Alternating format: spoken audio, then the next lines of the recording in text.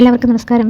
കുറേ നാളായല്ലേ ഒരു ചെറിയ വ്ളോഗ് എടുക്കാമെന്ന് വിചാരിച്ചു. ഒന്ന് പുറത്തേക്ക് പോവുകയാണ്. അപ്പോൾ അതൊന്ന് വ്ളോഗായിട്ട് നിങ്ങളിലേക്ക് എത്തിക്കാമെന്ന് വിചാരിച്ചു. അതിൻ്റെ മുന്നോടിയായിട്ടാണ് ഈ കണ്ണാടിയിൽ നിന്നൊരു ഷോ ഓഫ്. അപ്പോൾ പോകുന്നത് എവിടെയാണെന്ന് പറയാം. കിഴക്കേക്കോട്ടയ്ക്കാണ് പോകുന്നത്. ഞങ്ങളുടെ വീട്ടിൽ നിന്ന് ഒരു കിലോമീറ്റർ ദൂരമേ ഉള്ളൂ കിഴക്കേക്കോട്ടയ്ക്ക്. പത്മനാഭസ്വാമി ക്ഷേത്രത്തിൻ്റെ കിഴക്കേ നടയുടെ മുൻപിൽ കൂടിയാണ് ഇപ്പോൾ പോകുന്നത്. പക്ഷേ കാണിക്കാൻ നിവൃത്തിയില്ല. അവിടെ ബസ്സും മറ്റുമൊക്കെ ആയിട്ട് ഇച്ചിരി തിരക്കുള്ള സമയമാണ്. പിന്നെ പഴവങ്ങാടി ക്ഷേത്രവും കഴിഞ്ഞ് പുത്തരിക്കണ്ടം മൈതാനത്താണ്. പുത്തരിക്കണ്ടം മൈതാനത്ത് നമ്മുടെ വനിതാ മാക്സ് എക്സിബിഷൻ നടക്കുന്നുണ്ട്. കുറേ ദിവസമായിട്ട് അത് നമ്മുടെ എന്താ പറയുക സോഷ്യൽ മീഡിയയിലും മനോരമ പത്രത്തിലൊക്കെ കാണുന്നുണ്ടായിരുന്നു. അപ്പോൾ അതൊന്ന് പോയി എന്താണെന്ന് നോക്കാം. ഒന്നും മേടിക്കില്ല, ജസ്റ്റ് ഒന്ന് കാണാം എന്നുള്ള രീതിയിലേക്കാണ് അതിനകത്തേക്ക് കയറുന്നത്. അപ്പോൾ ആദ്യമേ കയറുമ്പോൾ ഒരു 50 രൂപ ടിക്കറ്റ് ഉണ്ട്. ഒരാൾക്ക് 50 രൂപ ടിക്കറ്റാണ്. ഞാനും മോള് മാത്രമേ പോയുള്ളൂ. 2 ടിക്കറ്റ് എടുത്ത് ടിക്കറ്റിനോടൊപ്പം 2 മംഗൾദ്വീപിൻ്റെ അഗർബത്തിയും കൂടി കിട്ടിയിട്ടുണ്ട്. അതിനകത്ത് കയറുമ്പോൾ എൻട്രിയിൽ തന്നെ വണ്ടിയുടെ ഒരു സ്റ്റോള് കാണാം. അതായത് കാറ്, ബൈക്ക് അങ്ങനത്തെ ഒരു സ്റ്റോള്. പിന്നെ കുറേ ഫർണിച്ചർ സ്റ്റോളുകളുണ്ട്. ഓഫർ പ്രൈസിലൊക്കെ അവിടെ വെച്ചിട്ടുണ്ട്. നല്ല സ്റ്റോളുകളൊക്കെ ഒരുവിധം താരതമ്യേന എല്ലാം നല്ലൊരു സ്റ്റോളുകളായിരുന്നു. പിന്നെ ഇലക്ട്രോണിക്സിൻ്റെ ഇല്ല അധികം. അത് ആകെ ഒരു ചെറിയൊരു സ്റ്റോൾ മാത്രമേ അവിടെ കണ്ടുള്ളൂ. പിന്നെ അവിടെ തൊട്ട് പിന്നെ അങ്ങോട്ട് തിരക്കാണ്. കാരണം ഞങ്ങളൊരു 5 മണി കഴിഞ്ഞപ്പോൾ പോയതുകൊണ്ട് സാമാന്യം തിരക്കുണ്ട്. ആൾക്കാർ വൈകുന്നേരം ശനിയാഴ്ചയും കൂടി ആയതുകൊണ്ട് നല്ല തിരക്കുണ്ടായിരുന്നു. ഈ കാണുന്ന സ്റ്റോള് മുള കൊണ്ടുണ്ടാക്കിയ പാത്രങ്ങൾ കൊണ്ടുള്ള പ്ലേറ്റും ബൗളും ഗ്ലാസും ഒക്കെ കൊണ്ടുള്ള റീയൂസബിളായിട്ട് ഉപയോഗിക്കാൻ പറ്റുന്ന പാത്രങ്ങളുള്ള ഒരു സ്റ്റോളാണ്. അത് നന്നായിട്ട് തോന്നി. അവിടുന്ന് ഞാൻ 2 ചെറിയ പ്ലേറ്റ് എടുത്തിട്ടുണ്ടായിരുന്നു. ഒരു ബുക്സിൻ്റെയൊക്കെ ഒരു സ്റ്റോൾ ഉണ്ടായിരുന്നു. അവിടെ കയറി നോക്കി. മോള് 2 ബുക്സ് എന്താ കൊണ്ട് എടുത്തിട്ടുണ്ട്. അതിൽ ഒന്ന് എനിക്ക് വായിക്കാൻ പറ്റും, 2 അവൾക്ക് വായിക്കാൻ പറ്റും. പിന്നെ മോനുണ്ടായിരുന്നെ കുറച്ചുകൂടെ ബുക്സ് കളക്ട് ചെയ്തേനായിരുന്നു. അവനാണ് കുറച്ചുകൂടെ വായിക്കുന്ന ഒരാൾ. കുറച്ച് ബുക്സ് ഓഫർ പ്രൈസിലും അവർ കൊടുക്കുന്നുണ്ടായിരുന്നു. നടക്കുമ്പോൾ കുറേ തുണികളുടെ സ്റ്റോളും പിന്നെ കൊലാപ്പുരി ചപ്പൽസിൻ്റെ ഒരു സ്റ്റോള് അങ്ങനെ കുറേ ഉണ്ട്. പിന്നെ ഫാൻസിയുടെ 2-3 സ്റ്റോൾസ് ഉണ്ട്. അവിടുന്ന് 1-2 കമ്മലൊക്കെ വാങ്ങിച്ചിട്ടുണ്ട്. അത് ഞാൻ പിന്നെ കാണിച്ചു തരാം. പിന്നെ ഇതാണ് ഏറ്റവും അടിപൊളിയായിട്ട് എനിക്ക് തോന്നിയ അതിൽ ഹൈലൈറ്റ് ആയിട്ടുള്ള ഒരു സ്റ്റോൾ. ഒരു വലിയ സ്റ്റോൾ തന്നെ ക്രോക്കറി ഐറ്റം ജയ്പൂർന്നെങ്ങാണ്ട് കൊണ്ടുവന്നാണ് എഴുതി വെച്ചിട്ടുണ്ട്. എന്ത് വെറൈറ്റി ആയിട്ടുള്ള പാത്രങ്ങളാണ് അവിടെ ഉണ്ടായിരുന്നതെന്ന് അറിയാമോ? കണ്ടിട്ട് കണ്ടു തള്ളിപ്പോയി എന്ന് തന്നെ വേണമെങ്കിൽ പറയാം. പല വെറൈറ്റിയിൽ 450 തൊട്ട് അങ്ങോട്ട് മേലെയുണ്ട്. ചെറിയ കുഞ്ഞു സാധനങ്ങളുണ്ട്. ഒരുപാട് വെറൈറ്റി ആയിട്ടുള്ള കുഞ്ഞു സാധനങ്ങളുണ്ട്. കണ്ടപ്പോൾ എല്ലാം മേടിക്കാൻ തോന്നി. ഭരണി പോലുള്ള സാധനം ഉപ്പിട്ട് വെക്കാൻ വേണ്ടിയിട്ട്, അച്ചാർ ഇട്ട് വെക്കാൻ വേണ്ടിയിട്ടുണ്ട്. ചെറിയ ഭരണി പോലത്തെ സാധനം മാത്രമേ മേടിച്ചുള്ളൂ. കാരണം ഇതൊക്കെ കണ്ടു കഴിഞ്ഞാൽ പലതും എനിക്ക് മേടിക്കാൻ തോന്നും. അത് എൻ്റെ അമ്മയെ പോലെ ആവശ്യമില്ലാത്ത സാധനങ്ങൾ ഞാൻ മേടിച്ച് കൂട്ടും. അതുകൊണ്ട് മോൾ എൻ്റെ കൈ പിടിച്ച് വലിച്ചുകൊണ്ട് പോകുന്നുണ്ടായിരുന്നു. അനാവശ്യമായിട്ട് മേടിച്ച് കളയണ്ടല്ലോ. കണ്ടില്ലേ നല്ല അടിപൊളി എന്താ പറയുന്നത് ഫ്ലവർ വേഴ്സൊക്കെ ഉള്ള ഇത് വെച്ചിട്ടുണ്ടായിരുന്നു. ഭയങ്കര രസമുണ്ടായിരുന്നത്. ഇത് കഴിഞ്ഞ് നമ്മൾ അടുത്ത സ്റ്റോൾ എന്ന് പറയുന്നത് പൂക്കളുടെ ലോകത്തേക്കാണ് പോകുന്നത്.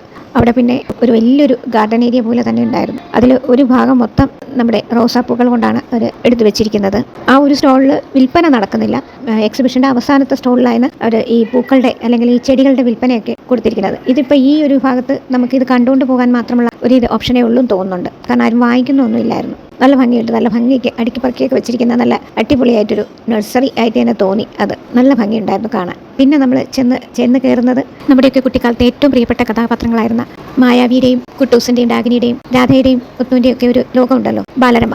ആ ഒരു ലോകത്തേക്കാണ് അവർ നമ്മളെ കൂട്ടിക്കൊണ്ടുപോയത്. അതിനായിട്ട് ഒരു ചെറിയൊരു സ്റ്റോൾ പോലെയോ അല്ലെങ്കിൽ ഒരു കേവ് പോലെയോ ഒക്കെ തന്നെ അവർ ഒരുക്കിയിട്ടുണ്ടായിരുന്നു. നല്ല ലൈറ്റിങ്ങും ഒക്കെ ഫോട്ടോ ഒക്കെ എടുക്കാൻ പറ്റുന്ന, നമുക്ക് ഒരുപാട് ഫോട്ടോ ഒക്കെ എടുക്കാൻ പറ്റുന്ന സെഷൻസും അവർ ഒരുക്കിയിട്ടുണ്ടായിരുന്നു. അതൊരു നല്ലൊരു രസമുള്ള ഒരു അനുഭവം തന്നെയായിരുന്നു. കാരണം നമ്മൾ കുട്ടിക്കാലത്ത് അല്ലെങ്കിൽ ഇപ്പോഴും നമ്മളത് ബാലരമ കയ്യിൽ കിട്ടിയാൽ മായാമിയുടെ ഇത് കഥ വായിക്കാത്ത ആരും ഉണ്ടാവില്ല അല്ലേ? അതുപോലെ ഇതൊരു നല്ലൊരു അനുഭവം തന്നെയായിരുന്നു ഈ ഒരു സ്റ്റോള്. പരമാവധി എല്ലാ ഇതിൻ്റെ മുന്നിൽ നിന്നും ഞാൻ ഈ ഒരു ഫോട്ടോസൊക്കെ എടുക്കാൻ ശ്രമിച്ചിട്ടുണ്ട്. മോള് പിന്നെ ഇതിനോടൊന്നും താല്പര്യമില്ലാത്തതുകൊണ്ട്, അതായത് ഫോട്ടോ എടുക്കുന്നതിനോട് അവർക്ക് താല്പര്യമില്ല. പക്ഷേ ബാലരമയും മായവിയും ഒക്കെ അവർക്ക് ഭയങ്കര ഇഷ്ടമുള്ള കാര്യം തന്നെയാണ്.